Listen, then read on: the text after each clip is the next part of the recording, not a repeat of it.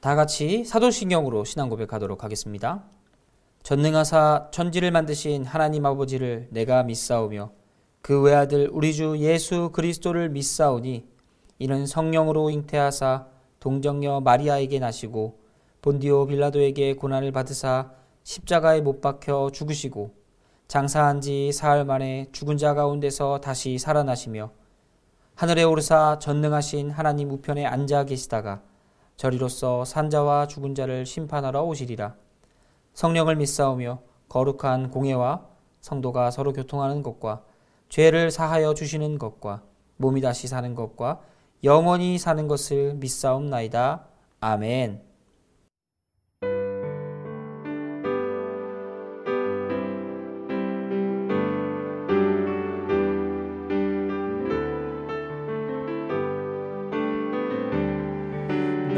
주를 멀리 떠났다 이제 옵니다. 나 죄의 길에 시달려 주여 옵니다. 나 이제 왔으니 내 집을 찾아 주여 나를 받으사 맞아 주소서.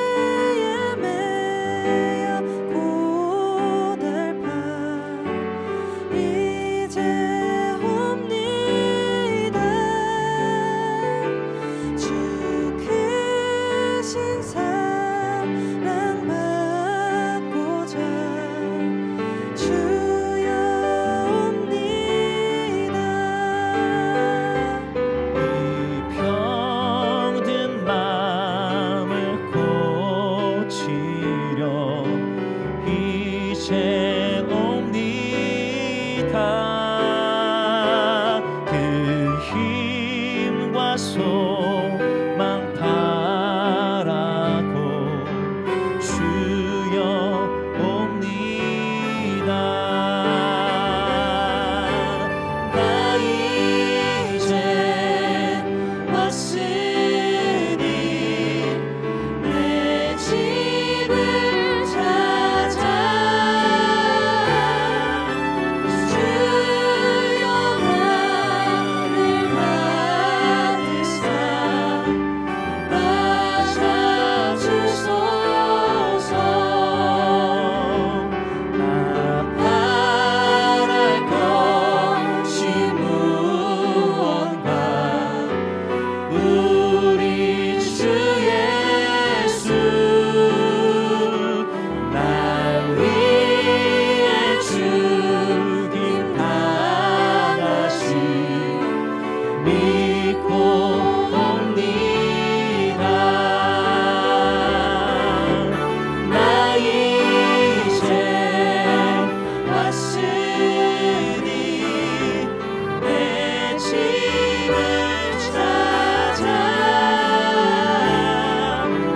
주여 나를 받으사 맞아 주소서.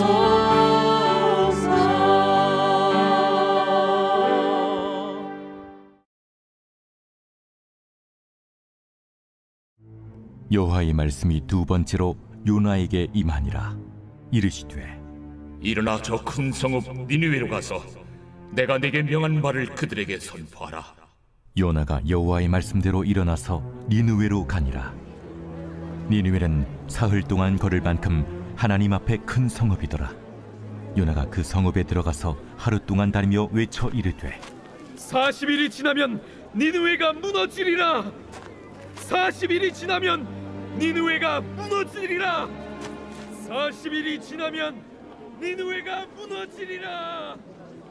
니느웨 사람들이 하나님을 믿고 금식을 선포하고 높고 낮은 자를 막론하고 굵은 베옷을 입은지라. 그 일이 니느웨 왕에게 들리매 왕이 보좌에서 일어나 왕복을 벗고 굵은 베옷을 입고 제 위에 앉으니라. 왕과 그의 대신들이 조소를 내려 니느웨에 선포하여 이르되 사람이나 짐승이나 소떼나 양떼나 아무것도 입에 대지 말지니 곧 먹지도 말 것이요 물도 마시지 말 것이며 사람이든지 짐승이든지 다 굵은 베옷을 입을 것이요 힘써 하나님께 부르짖을 것이며 각기 악한 길과 손으로 행한 강포에서 떠날 것이라. 하나님이 뜻을 돌이키시고 그 진노를 그치사 우리가 멸망하지 않게 하시리라. 그렇지 않을 줄을 누가 알겠느냐. 하나님이 그들이 행한 것 곧 그 악한 길에서 돌이켜 떠난 것을 보시고 하나님이 뜻을 돌이키사 그들에게 내리리라고 말씀하신 재앙을 내리지 아니하시니라. 오늘은 요나서 3장을 통해 함께 우리의 삶 가운데 나타나실 하나님의 은혜를 함께 나누길 원합니다. 오늘 본문의 시작은 하나님의 말씀이 두 번째로 요나에게 임했다고 이야기합니다. 우리는 여기서 볼 때 하나님의 말씀은 꾸준하고 지속적이며 그 중요성을 항상 강조하고 있다는 것을 알 수 있습니다. 하나님은 그 계획을 정하시고 절대 변치 않으십니다. 하나님의 계획은 온전하시고 또 하나님은 항상 완성하시기 때문에 불완전한 모든 것이 하나님께서는 소용없는 일이 되죠. 얼마나 하나님의 말씀이 중요하고 또 지속적으로 반복되고 있는지 말씀을 통해서 볼 수 있습니다. 끊임없는 하나님에 대한 그 계획은 요나로 하여금 그 말씀을 전할 수밖에 없게 만든다는 것이죠. 그 내용을 보면 하나님께서는 니느웨를 큰 성읍이라고 표현하십니다. 하나님 앞에서 큰 성읍이기도 하지만 사흘 길을 걸을 정도로 3일 동안 돌아다닐 정도로 아주 큰 성읍이라고 이야기합니다. 이곳이 아수르의 한 도시라고 말씀드렸는데요. 그 중에서도 큰 성읍, 이 니느웨에 살고 있는 사람들이 얼마나 많았겠습니까? 하나님께서 그곳 가운데 하나님 말씀을 전하라고 이야기하십니다. 그리고 요나는 그곳에서 하나님의 말씀을 전하는데요. 온전하게 전하지 않고 사흘 길 동안 가야 되는 이 니느웨에서 고작 단 하루만 하나님의 말씀을 전합니다. 그리고 그 전하는 것도 온전히 전하지 않고 40일 뒤에 이 니느웨가 멸망할 것이다 라는 이 말만 반복하며 돌아다녔다는 거죠. 우리는 여기서 어떠한 열정이나 하나님에 대한 온전한 순종을 발견할 수 없습니다. 부분적인 순종, 요나의 모습은 그랬습니다. 오늘 요나 3장을 통해서 우리가 발견할 수 있는 것은 하나님의 놀라운 계획, 그리고 부분적인 순종, 그리고 하나님의 역사를 살펴볼 수 있습니다. 우리가 하는 일들은 사실 하나님의 사역에 있어서 큰 비중을 차지하지 않습니다. 우리는 단지 하나님의 도구로서 적재적소에 있다면 하나님의 사용하실 받는 존재들입니다. 그렇다고 우리가 로봇이나 이런 존재라는 게 아니라 하나님의 계획에 비하면 우리의 하는 모든 일들은 그만큼 보잘것없다는 거죠. 하나님의 계획은 더 크고 놀랍고 감당할 수 없는 정도의 사역입니다. 근데 하나님께서 그곳에 우리를 부르신다는 거죠. 그 시작을 우리로 만드신다는 겁니다. 그 마중물이 바로 우리가 된다는 거죠.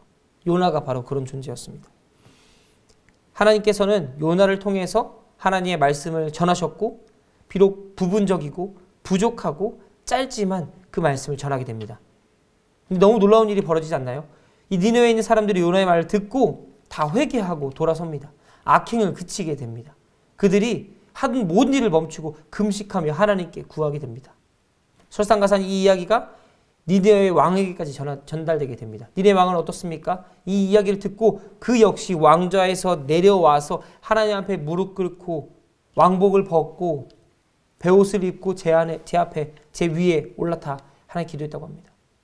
이 모습이 얼마나 처량하고 불쌍해 보입니까? 더 신기한 것은 이 왕의 고백입니다. 어찌 보면 한 도시의 왕이라고 하면 절대적인 권력의 중심에 있는 사람인데 그조차 하나님을 두려워했다는 것을 알 수 있습니다. 그는 하나님 앞에 나아가 기도하며 그 성에 있는 모든 사람들과 가축까지도 금식하며 하나님께 구하라고 이야기합니다. 최선을 다해서 할 수 있는 만큼 최선을 다해서 하나님 앞에 나아가라는 거죠. 그리고 악행을 멈추라고 이야기합니다. 하나님 앞에 죄악된 모든 행동을 끊고 하나님 앞에 나와 진심으로 회개하라고 왕이 명령하고 있는 거죠. 근데 그 다음에 왕이 뭐라고 합니까? 그러면 혹시 하나님께서 우리들을 불쌍히 여기사 내리기로 하신 그 심판을 멈추지 않겠느냐라고 이야기하는 거죠. 확실하지 않습니다. 우리가 금식하고 우리가 하며 나서 회개하고 죄를 내려놓고 악행을 그치면 하나님께서 우리를 봐주실 거야. 심판 안 하실 거야가 아니라 혹시 하나님께서 우리를 그렇게 여기지 않으실까라는 바람이 담겨 있다는 거죠. 하나님께서 이걸 보십니다. 하나님께서 이걸 보시는 겁니다. 진짜 믿음은, 진짜 순종은 그 마음으로부터 나옵니다. 우리가 어거지로 하기 싫은데 하는 것처럼 그냥 이런 문제가 아니라 그 마음 가운데 진심으로 하나님께서 감동을 주셔서 하나님을 깨닫게 하시고 깨닫는 말씀을 통하여서 돌이키게 하는 이것들이 하나님의 사역에 있다는 거죠. 이것들은 결국 하나님의 영역입니다. 절대 사람의 힘으로 할 수 없고요. 사람이 어떤 것도 감당할 수 있는 부분이 아닙니다. 결국 하나님께서는 니느웨를 용서하기로 결정하셨고 오늘 본문에서 읽지는 않았지만 요나는 굉장히 이것들을 못마땅히 했기 때문에 불평불만하며 하나님께 토로하게 됩니다. 4장에 나오는 내용들이죠. 그렇다면 우리는 여기서 무엇을 발견할 수 있을까요? 이 요나의 부분적인 순종을 통해서 또 하나님을 믿지 않는 자들이 하나님께 돌아오는 이 모습을 통해서 우리는 무엇을 발견할 수 있습니까? 모든 것들은 다 하나님의 계획 안에 있다는 것을 우리는 기억해야 합니다. 목요일도 또 어제도 오늘도 계속해서 반복되는 이야기인데 하나님의 위치를 정확하게 파악해야 된다는 겁니다. 하나님은 어떤 분이신가를 명확하게 인지하지 못하면 우리는 항상 요나와 같은 삶을 살 수밖에 없습니다. 불평하고 하나님께 토로하고 하나님께 떼쓰고 하나님 말씀에 순종하지 않고 불순종하며 하나님이 하려고 하시는 일들마다 반대되는 일을 하는 모습들, 이게 요나의 모습 아니었습니까? 그럼에도 불구하고 그 한순간의 순종이 요나의 그 한순간의 그 잠깐 일시적인 순종을 통하여서 많은 사람들을 구원하시는 이 하나님의 역사를 우리는 보지 않았습니까? 얼마나 놀라운 사건입니까? 하나님께서는 우리의 삶을 통해서 어떤 것들을 이뤄갈 계획을 준비해가고 있습니다. 그 길이 항상 행복한 것만은 아닙니다. 때로는 고난과 고통의 길이 있을 수 있고요. 그러나 그것을 통해서 하나님께서 우리에게 원하시는 것이 있다는 것을 우리는 항상 기억해야 됩니다. 행복하고 즐겁습니까? 그럼 이 시간에 주신 하나님의 그 은혜를 기억하시며 하나님 찬양하십시오. 고난과 고통 가운데 있습니까? 힘들고 어려움 가운데 있습니까? 그러면 그곳 가운데 하나님이 나에게 원하시는 게 무엇인가 발견하라고 애쓰시길 바랍니다. 하나님께 나에게 주는 메시지가 무엇인가, 내 삶에 무엇이 잘못되었는가 발견하시기 바랍니다. 내가 왜 지금 물속에 뱃속 안에 있는가, 내가 왜 스올에 내려가 있는가, 이것들을 기억하시길 바랍니다. 하나님께서 나를 향한 계획이 있음에도 내가 그것들을 고의적으로 모른 척하고 있지는 않습니까?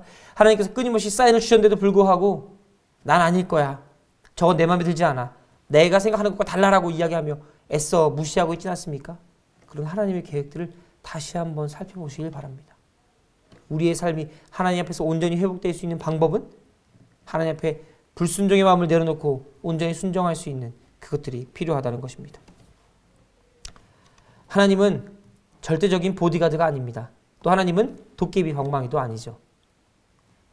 요술램프의 지니처럼 우리의 소원을 들어주는 그런 허무맹랑하고 우리의 사용을 위해서 계신 분이 아니라는 겁니다. 하나님은 절대자이고 창조주이며 모든 피조세계의 주인이십니다. 우리가 그런 분께 명령할 수 있겠습니까? 요구할 수 있겠습니까? 하나님이 주시는 그 은혜를 온전히 누리고 받으시길 바랍니다. 이것들을 간과하면 우리의 요구를 하나님께 요구하는 주객이 전도된 신앙생활을 할 수밖에 없습니다. 혹 지금까지 그런 신앙생활을 하셨다면 이제는 하나님 앞에서 바로 서는 신앙생활을 하시길 바랍니다. 하나님께서는 우리를 향한 계획을 갖고 계시고 우리도 그에 맞춰서 하나님의 뜻을 발견해나가고 이 세상 가운데 하나님의 사역에 동참하여 살아가야 될 하나님의 백성들이라는 사실을 잊지 마시길 바랍니다. 사랑하는 성도 여러분, 하나님의 온전한 위치를 깨달을 때 우리는 하나님을 바로 바라볼 수 있고 하나님의 사역을 깨달을 수 있으며 그 사역에 동참할 수 있을 것입니다. 역사의 흐름 속에서 하나님께 주시는 아름다운 열매를 우리의 삶 가운데 맺어가며 하나님이 사랑하시는 또 하나님이 원하시는 삶을 살아가는 모든 성도님들 되시길 간절히 소원합니다. 기도하겠습니다. 사랑의 하나님, 감사합니다. 하나님의 그 계획들을 우리 가운데 보여주시고 이끌어주심에 감사합니다. 매 순간순간이 행복하진 않지만 어렵고 힘들고 낭망되고 좌절되기도 하지만 우리와 함께 하시는 그 하나님과 하나님의 계획이 놀랍게 이루어진다는 그 사실을 우리가 받아들이고 충분히 위로받게 하여 주시옵소서.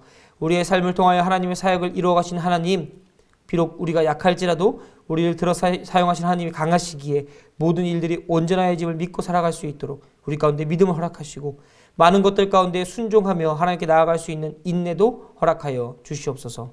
언제나 하나님 앞에서 바로 서는 우리가 되길 소원하며 감사합니다. 사랑합니다. 예수님의 이름으로 기도드렸습니다. 아멘. 주님 가르쳐 주신 기도하겠습니다. 하늘에 계신 우리 아버지여, 이름이 거룩히 여김을 받으시오며 나라의 임하옵시며 뜻이 하늘에서 이룬 것 같이 땅에서도 이루어지이다. 오늘날 우리에게 일용할 양식을 주옵시고 우리가 우리에게 죄 지은 자를 사하여 준 것 같이 우리 죄를 사하여 주옵시고 우리를 시험에 들게 하지 마옵시고 다만 악에서 구하옵소서. 대개 나라와 권세와 영광이 아버지께 영원히 있사옵나이다. 아멘.